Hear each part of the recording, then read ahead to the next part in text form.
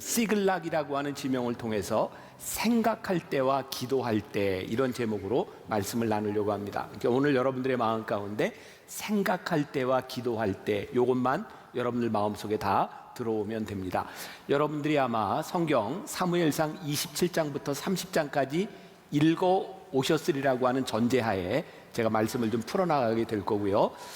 또 이제 오늘 말씀을 마치고 나면 3주 동안 이열치열 부흥회를 하고 그 다음으로 넘어가게 되는데, 여기까지 전반부를 마무리하면서 여러분들이 모르는 말씀들은 한번 이전 것들 말씀을 한번 쭉 보시면 좋을 것 같습니다. 그래서 3주 후에는 다시 뒤로 돌아가서 말씀을 전하게 되니까, 자, 성경 읽으시는 게 좋겠죠? 네, 제가 이제 믿고 말씀을 나누겠습니다. 우리가 아직 다루지 않았지만 아둘람과 또 그일라, 그리고 엔게디 10광야라고 하는 곳에서 다윗은 굉장히 어려운 고통의 시간들을 보냅니다. 도망자의 시간을 보내게 된 거죠. 그런데 그 도망자의 시간을 지나는 동안 다윗에게 어려움만 있었던 것이 아니라 거기에서 다윗은 많은 도움의 손길도 경험합니다. 그리고 다윗의 인생에 가장 어려웠던 그 시기에 다윗을 찾아온 사람들이 있었어요. 다윗에게 몸을 의탁합니다. 어려운 시기에 어려움을 당한 사람들을 포용했던 그의 포용력은 그로 하여금 왕이 되는 좋은 자질을 갖춘 사람으로 만들게 되죠. 우리의 인생에는 늘 이렇게 굴곡이 있습니다. 그렇죠? 우리들에게 좋은 시절이 있고 힘든 시절이 있어요. 아마 오늘 이 시글락이라고 하는 이 지명은 다윗의 도망자의 생활 가운데 가장 어려웠던 굴곡의 가장 낮은 시기를 지나갈 때였습니다. 이 시글락은 블레셋 땅입니다. 이방 땅입니다. 다윗이 사울에게 쫓기다 지쳐서 더 이상 어찌할 수 없을 때 다시 블레셋 땅에 들어가서 블레셋 왕에게 자기의 몸을 의탁하고 그의 신하가 되는, 아마 그의 인생에 가장 비참했던 시기를 이 시글락에서 지나게 됩니다. 제가 이 말씀을 준비하면서 저에게 들어왔던 한 단어가 있다면, 다윗에게 있어서 참 이 시기는 어쩔 수 없는 그런 순간이었겠다는 생각이 듭니다. 자, 사무엘상 27장 1절 어떤 상황인지 한번 보겠습니다. 같이 봅니다. 다 같이 시작. 다윗이 그 마음에 생각하기를 내가 후일에는 사울의 손에 붙잡히리니 블레셋 사람들의 땅으로 피하여 들어가는 것이 좋으리로다. 사울이 이스라엘 온 영토 내에서 다시 나를 찾다가 단념하리니 내가 그의 손에서 벗어나리라 하고. 자, 상황이 이해가 되시죠? 다윗이 이제 블레셋 땅으로 도망을 가면 사울이 다시는 자신을 찾지 않으리라. 이제는 내가 어쩔 수 없다. 내가 이길 밖에는 없다. 어쩔 수 없다라고 하는 것은 거짓말이 아닐 겁니다. 오늘 다윗에게뿐만 아니라 여러분들의 인생에도 어쩔 수 없는 순간들이 있죠. 이건 내가 어쩔 수 없어.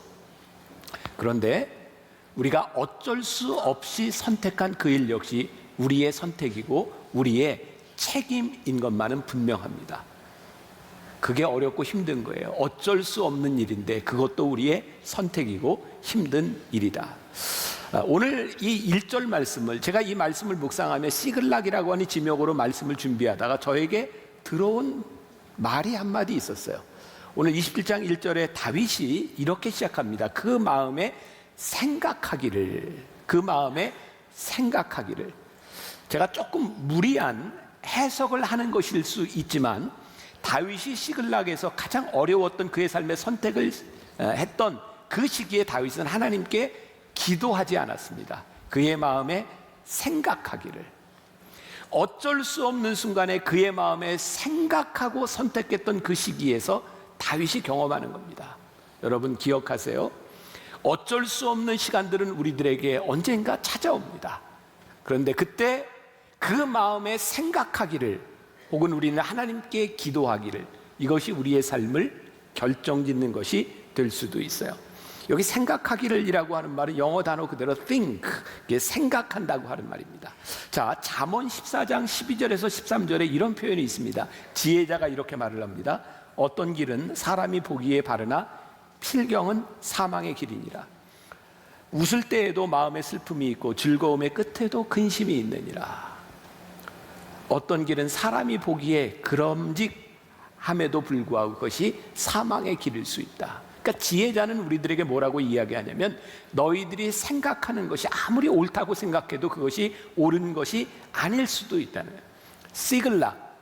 다윗이 그 마음에 생각하기를 내가 여기에서 이제 더 이상 어려움을 당하지 않고 사울에게 쫓김을 당하지 않으리라고 생각했던 시글락, 그의 가장 비참한 그의 인생의 시기를 지나갑니다. 성경은 1년 6개월 동안 다윗이 그곳에서 지냈다라고 되어 있습니다. 시글락이라고 하는 말의 뜻은 굴곡이라고 하는 뜻을 가지고 있고요, 가드 남쪽 40km 정도 떨어졌다고 되어 있습니다. 자, 다윗이요 비참하게 저곳에서 그 블레셋 왕에게 이야기를 하는 겁니다. 내가 왕과 같은 도시에 살 수도 없으니 나로 하여금 저기 떨어져서 내가 데려온 사람들과 함께 살게 해주세요 라는 것입니다. 자, 우리가 이 성경을 조금 더 알면 이 일이 얼마나 비참한 일인지를 우리들이 알게 되는데요, 여러분들 사무엘상 21장으로 가면 제가 조금 이야기를 할게요. 다윗이 사울왕에게 쫓겨서 도망갈 때, 사울왕이 죽이려고 할 때 다윗이 어디로 피난을 갔냐면 놉이라고 하는 곳에 피난을 갔습니다. 다음번에 다룰 내용입니다. 거기에서 제사장을 찾아가요. 그리고 제사장에게 거짓말을 합니다. 먹을 것을 달라고. 그리고 거기에서 골리앗의 칼을 가져가지고 도망간 것이 어디냐면 바로 가드, 그 블레셋 땅으로 도망을 갑니다. 그때 그 왕이, 그 당시에 블레셋의 왕 가드의 왕이 이렇게 이야기합니다. 사무엘상 21장 14절과 15절. 14절, 아기스가 그의 신하에게 이르되 너희도 보거니와 이 사람이 미치광이로다. 어찌하여 그를 내게로 데려왔느냐? 내게 미치광이가 부족하여서 너희가 이 자를 데려다가 내 앞에서 미친 짓을 하게 하느냐? 이 자가 어찌 내 집에 들어오겠느냐 하니라. 아기스 왕이요 피난 온 다윗을 바라보며 지금 하고 있는 거예요. 미치광이라고. 왜? 다윗이 거기에 가면 죽을지 몰랐어요. 왜? 블레셋을, 골리앗을 죽였으니까 다 알아요. 거기에서 다윗이 피난 가서 미치광이 흉내를 냅니다. 침을 흘리면서 벽을 긁으면서 미친놈처럼 되어버립니다. 아기스 왕이 뭐라고 얘기하냐면 저 미치광이를 왜 나에게 데려왔느냐고. 그리고 다윗을 살려줍니다. 그렇게 다시 이스라엘에 와서 피난 시절을 지나가고 사울왕에게 쫓기던 다윗이 다시 그 땅으로 들어간 거예요. 목숨을 구걸하기 위해서, 그와 함께한 사람들을 살리기 위해서. 이 다윗의 비굴함이 어디까지 가는가? 자, 이제 오늘 본문 사무엘상 27장 5절로 와봅니다. 다윗이 아기스에게 이르되, 자 21장의 아기스하고 지금 아기스하고 똑같은 왕이죠. 그 사람에게 이야기하는 거예요. 다윗이 아기스에게 이르되 바라건대 내가 당신께 은혜를 입었다면 지방 성읍 가운데 한 곳을 내게 주어. 그게 어디예요? 시글락입니다. 지방 성읍 중에 한 곳을 내게 주어 내게 살게 하소서. 당신의 종이 어찌 당신과 함께 왕도에 살리이까 하니. 다윗이요 정말 치사하게 목숨을 구걸하는 장면입니다. 가드왕 아기스가 다윗을 거두어준 이유에 대해서 이렇게 얘기합니다. 사무엘상 27장 12절. 아기스가 다윗을 믿고 말하기를 다윗이 자기 백성 이스라엘에게 심히 미움을 받게 되었으니 그는 영원히 내 부하가 되리라 생각하니라. 다윗이 그 아기스 왕 앞에서 얼마나 비굴하게 이야기를 했고 그 상황이 어떠했으면 아기스 왕이 그를 믿어도 좋다, 그는 영원히 내 부하가 될 것이다 라고 말을 합니다. 그리고 이 상황 가운데서 중요한 전투가 하나 일어나죠. 이제 마지막 전투입니다. 사울 왕이 죽게 되는 전투입니다. 그리고 다윗이 왕이 되게 되는 결정적인 전투가 일어나게 됩니다. 길보아산 전투. 이게 여러분들이 읽었던 본문 말씀에 다 나오게 되는 것이죠. 27장부터 30장까지를 통해서 사울 왕과 그의 아들들이 전쟁에서 죽고요, 이제 다윗은 그들이 죽음으로 인하여 왕이 되는 일들이 일어나고 있는 거죠. 다윗은 어쩔 수 없는 삶의 선택을 했을지 모르지만 하나님은 그의 택하신 자를 위하여 하나님의 계획을 여전히 만들어 가고 계셨어요. 자, 이제 이 상황 가운데서 이스라엘 골짜기에서 전쟁이 일어납니다. 이스라엘 사람들이 이스라엘 골짜기에 다 모이고 블레셋 사람들이 이스라엘 골짜기에 다 모입니다.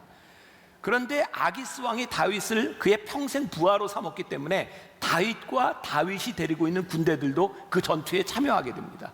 어느 편이었을까요? 블레셋 편에서.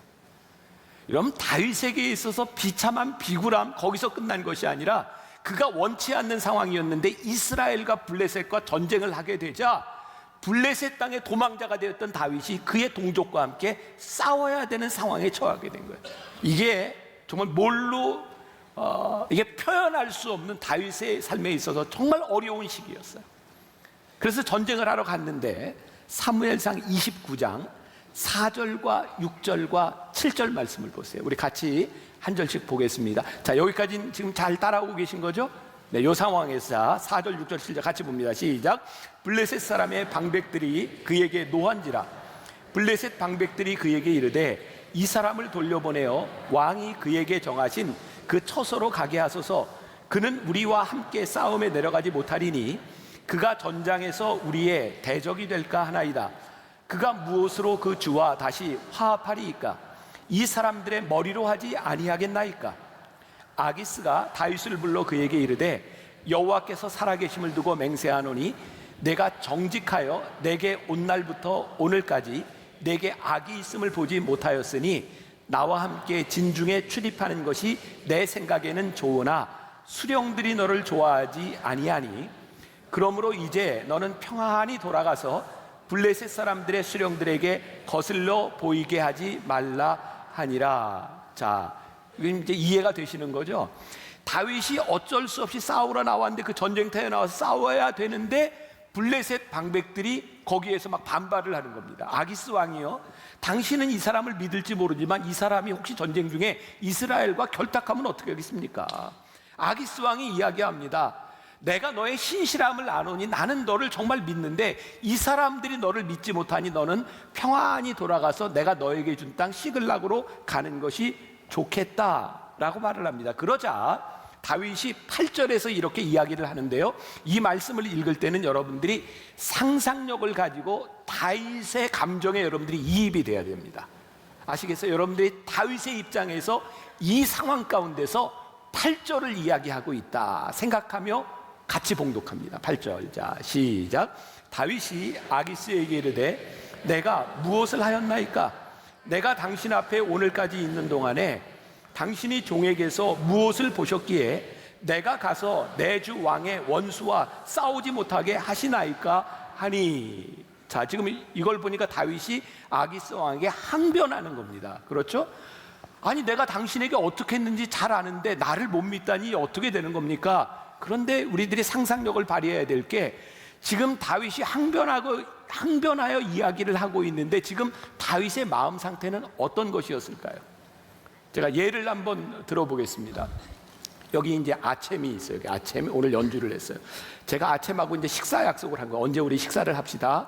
근데 제가 시간이 지나면서 귀찮아졌어요. 아우, 괜히 약속을 잡았나 보다. 그리고 막 귀찮아하는 거야. 아예 안 갔으면 좋겠다. 가기도 싫은데. 그런데 아챔 대표가 식사하기 하루 전에 갑자기 전화를 해서, 목사님, 저희가 일이 생겼어요. 목사님하고 식사를 못하게 되는데 죄송해서 어떻게 해요? 그때 제가 이렇게 얘기하는 겁니다. 그러시면 어떻게 해요? 나도 시간을 내고 어떻게 준비를 하고 지금 기다리고 있었는데 그러면 안 되잖아요. 근데 내 속으로 얼굴 표정이 관리가 안 되는 거예요.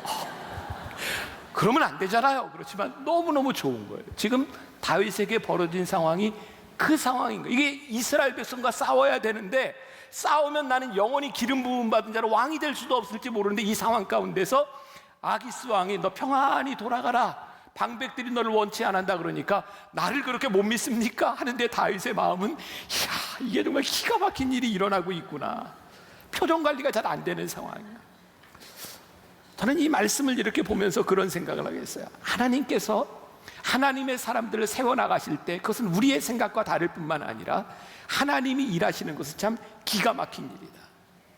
사무엘상 30장 4절에 보니까요, 자, 이제 중요한 일을 이제 경험하게 되는데요, 이 상황이 왜 중요하냐면 다윗이 블레셋 사람들과 함께 싸우러 이스라엘 골짜기로 갔다는 이야기를 듣고 저 밑에 있던 아말렉 족속들이 다윗의 식구들을 다 쳐서 그들의 자식들을 포로로 끌어가고 모든 재산을 다 가져갑니다.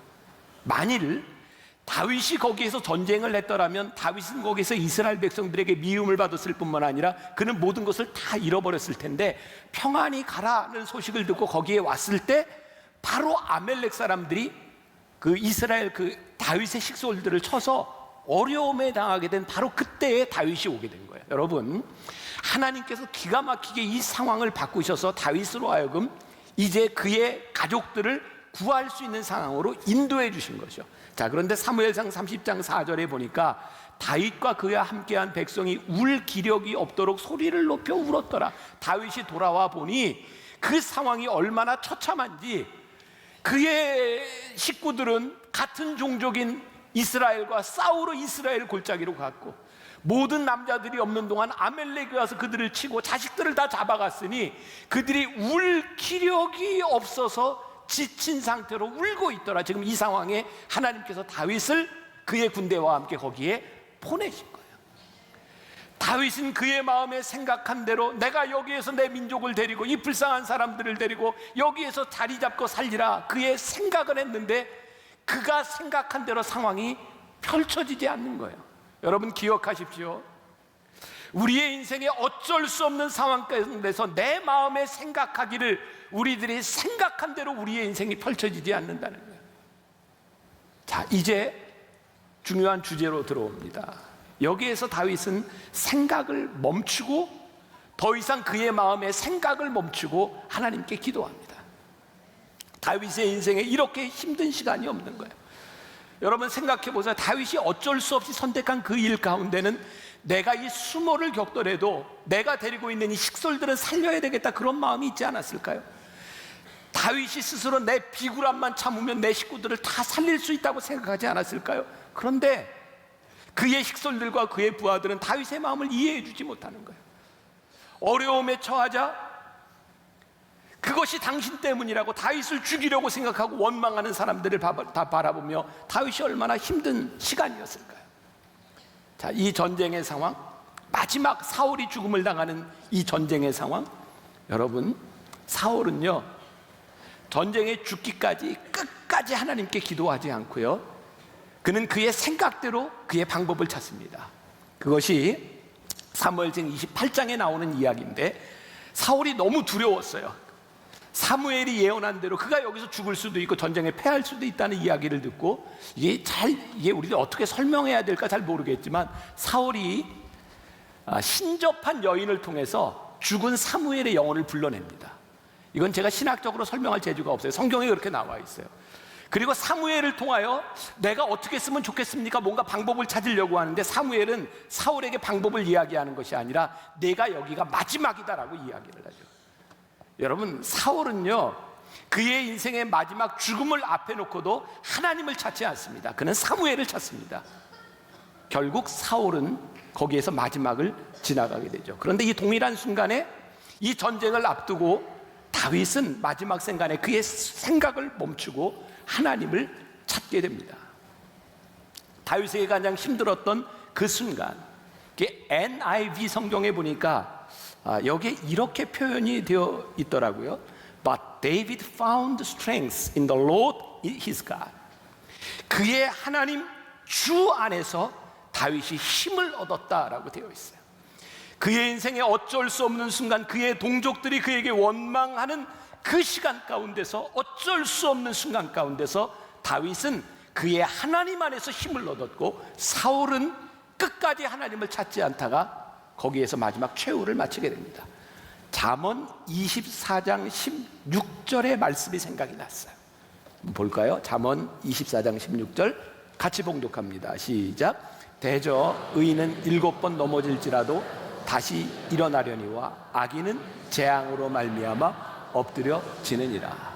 제가 말씀을 묵상하며 준비하다가 저에게 떠올랐던 구절이었어요. 대저 의인은 7번 넘어질지라도 다시 일어나려니와. 의인은 실수하지 않는 사람이 의인이 아닙니다. 성경에서 말하는 의인은 실수하고 넘어졌더라도 다시 일어나는 사람이 의인입니다. 악인은 실수하고 넘어졌을 때 하나님을 찾지 아니하고 그냥 엎드려지는 자가 악인이고, 실수했을지라도 일어나는 자가 의인입니다. 여러분, 다윗을 향하여 성경은 내 마음에 합한 자라고 이야기를 합니다. 다윗은 의로운 자입니다. 다윗은 참 하나님 앞에 귀한 자입니다. 그런데 조목조목 다윗의 인생을 따져보면 다윗이 넘어졌던 때가 참 많습니다. 그가 실수했던 때가 참 많습니다. 그런데 오늘 그의 생각을 멈추고 지금 이 순간에도 그의 인생의 가장 수치스러웠던 순간에 다시 하나님 안에서 힘을 얻고 그는 기도합니다. 자, 그 이야기 사무엘상 30장 7절부터 8절까지 말씀. 같이 봉독합니다. 자, 시작. 다윗이 아히멜렉의 아들 제사장 아비아달에게 이르되 원하건대 에봇을 내게로 가져오라. 아비아달이 에봇을 다윗에게로 가져오매 다윗이 여호와께 묻자와 이르되 내가 이 군대를 추격하면 따라잡겠나이까 하니 여호와께서 그에게 대답하시되 그를 쫓아가라. 내가 반드시 따라잡고 도로 찾으리라. 자, 여러분들이 이제 3주 후에 말씀을 들을 때 사무엘상 21장 이후부터 한번 쭉 보셔야 됩니다. 사실은 제가 여기까지 말씀을 이렇게 나누고 그 다음에 다윗의 왕으로 넘어가려고 했는데 그 뒷부분을 다루지 않으면 안 될 것 같아서 다시 제가 백을 합니다. 그러니까 다음번에 여러분들이 오실 때 사무엘상 21장 이하부터 조금 읽고 오셔야 도움이 됩니다. 자, 다윗이요 사울에게 쫓겨서 처음 도망을 갔던 때 노비라고 하는 제사장들이 있는 곳입니다. 거기 아히멜락이라고 하는 제사장이 있는데 다윗이 거짓말을 하고 떡도 얻어먹고 블레셋 사람 골리앗의 칼도 얻어가지고 블레셋으로 도망갔던 거죠. 근데 사울이요 그 이야기를 듣고 사람을 보내서 제사장, 거기에는 제사장들이 모여있는 곳이었어요. 다 죽입니다. 다윗을 도와줬다고 하는 것 때문에. 그때 유일하게 살아남았던 아히멜렉의 아들 이 아비아달이 제사장의 옷을 가지고 다윗에게로 도망갑니다. 다윗이 그를 거둬들이죠. 그리고 그때부터 다윗은 하나님께 기도할 때 그 에봇을 입고 하나님께 기도합니다. 하나님께 묻습니다. 지금 다윗이 생각을 멈추고 그의 인생에 가장 어려웠던 그 시기에 아비아달에게 에봇을 가져오라. 그리고 그 에봇을 입고 하나님께 묻습니다. 하나님, 어찌하면 좋습니까? 저 사람들이 우리의 가족들을, 아이들을 데리고 저기 갔는데 하나님 어찌하면 좋습니까? 제가 가서 싸워도 되겠습니까? 그때 하나님께서 말씀하십니다. 가서 싸워라. 내가 그들을 너에게 붙이리라. 이제 다윗은 그가 데리고 있었던 600명의 군사들을 데리고 찾아갑니다. 전쟁을 하러 갑니다. 그런데 이 상황이 어떤 상황이냐? 이스라엘 골짜기에서 아기스 왕이 너는 네 도시로 평안히 가라라고 이야기해서 지금 왔는데 그 길을 3일 동안 걸어온 거예요. 그리고 3일 동안 걸어왔는데 자기 가족들이 어려움에 처한 것을 알게 되었고 이제 3일 동안 걸어온 사람들이 먹지도 쉬지도 못하고 바로 하나님의 명령을 따라 쫓아간 겁니다. 이게 얼마나 힘든 상황이겠습니까? 그러니까 사람이 체력이 다 같지 않았는데 이 부솔 시내 근처에 이르렀을 때 600여 명이 모두가 가서 전투할 수 없는 상황이 처하게 되죠. 그 중에 200여 명은 더 이상 갈 수 없는 상황이었습니다. 다윗은 200명의 사람들은 너희들은 여기서 기다리라 라고 이야기를 하고 400명만 데리고 전쟁하러 갑니다. 지금 전쟁 얘기 재밌게 듣고 계신 거죠? 참, 제가 효과음도 좀 내야 되네. 막 이제 전쟁을 하러 가는 거예요. 가는데 가다가 벌판에서 한 병든 사람을 만납니다. 그 보니까 애굽 사람인 거예요. 그 다윗이 걷어다가 이렇게 살려주죠. 그리고 묻습니다. 너 누구냐? 그랬더니 사실은 나는 그 아멜렉의 그 왕의 신하였는데 내가 병들었다고 하는 것 때문에 그 사람들이 나를 버리고 갔습니다. 다윗이 그를 걷어주죠. 살려줍니다. 그러자 그가 모든 상황을 이야기하고 다윗의 군대들을 그들에게 인도해 갑니다. 저는 여기서 그런 생각을 하게 됩니다. 진정 강자는 누구인가? 그들이 약한 자를 버려두고 저 약한 자를 데리고는 갈 수 없다고 생각하는데 강함이 있는 것이 아니라 다윗은 약자였고 힘들고 어려운 형편에 있지만 약한 자를 도울 수 있을 때 하나님은 진정 그를 강하게 쓰십니다. 여러분, 우리가 기억해야 될 것이 있습니다.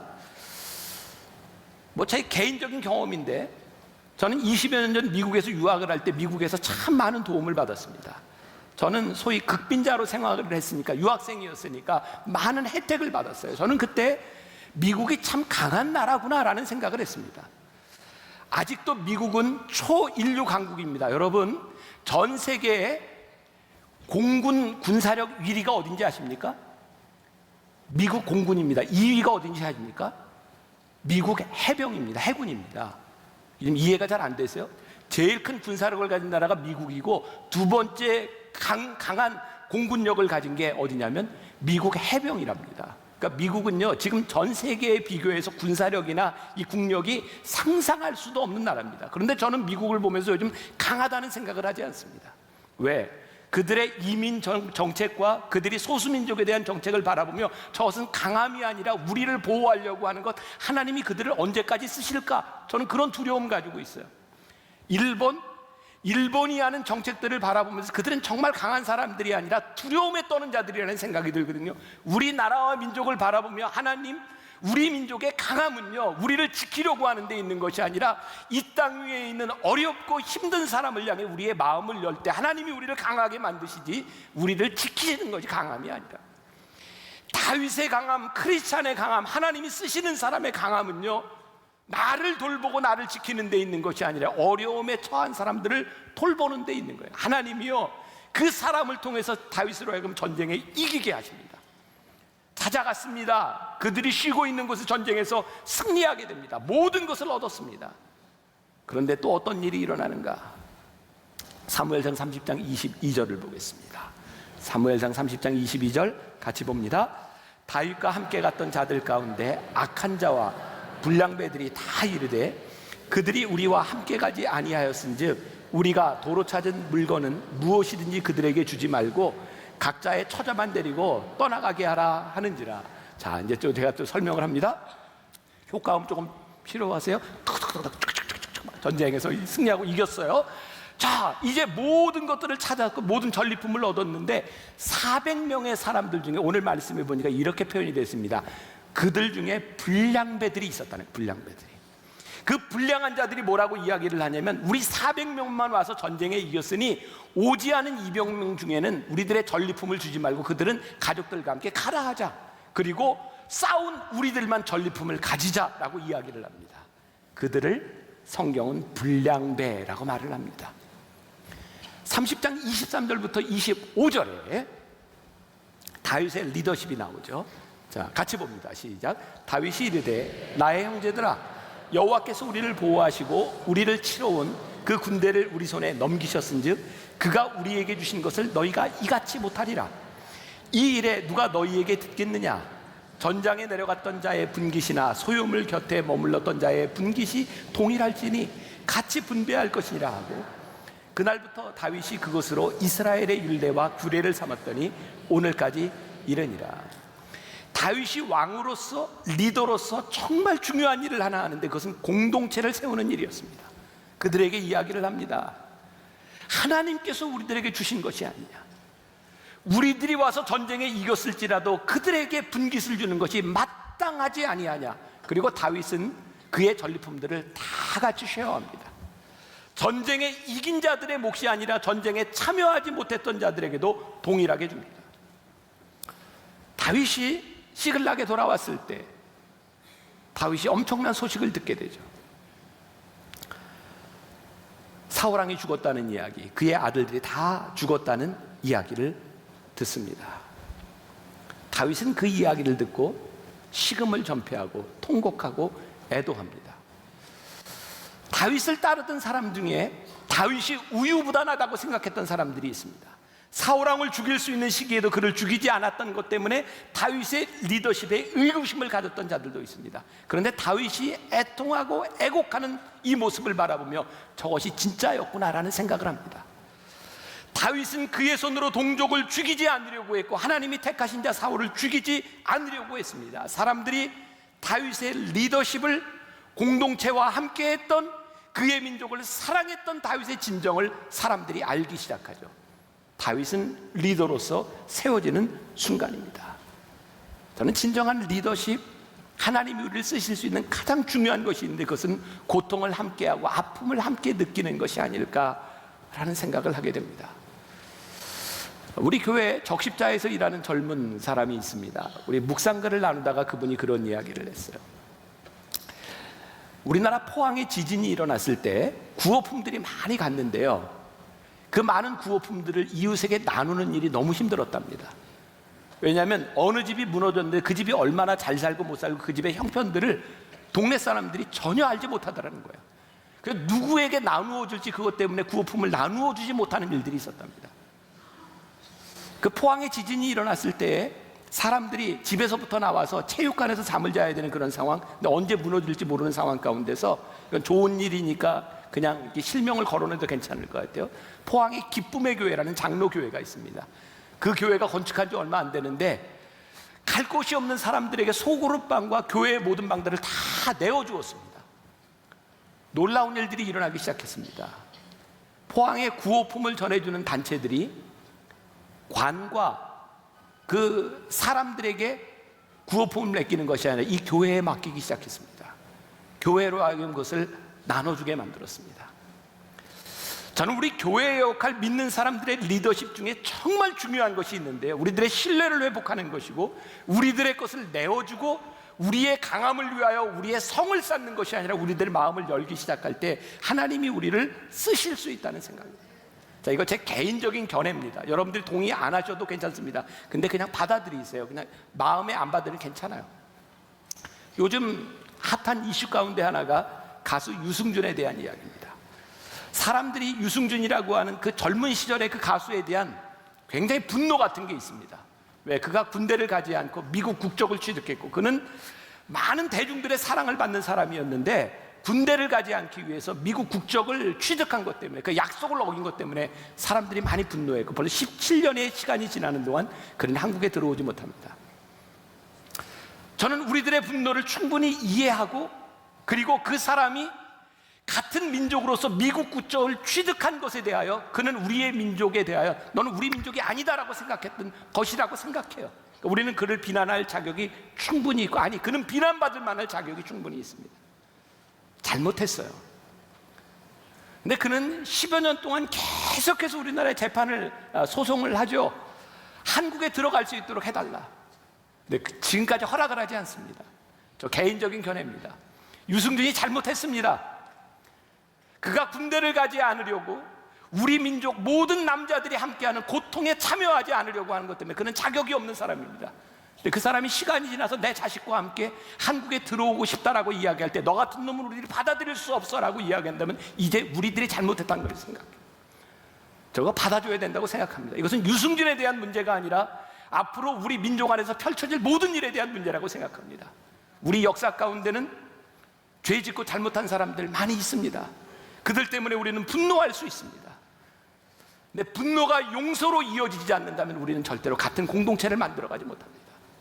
전 지금 우리나라와 이 민족을 바라보며, 다윗을 바라보며 진정한 리더십과 우리 공동체가 세워지는 것은요, 잘못으로 끝나는 것이 아니라 그것을 포용하고 그것을 용서하고 감싸주는 마음들이 우리 크리스찬들에게서 일어나기 시작할 때에 우리는 위대한 공동체를 만들어갈 수 있다는 생각이 듭니다.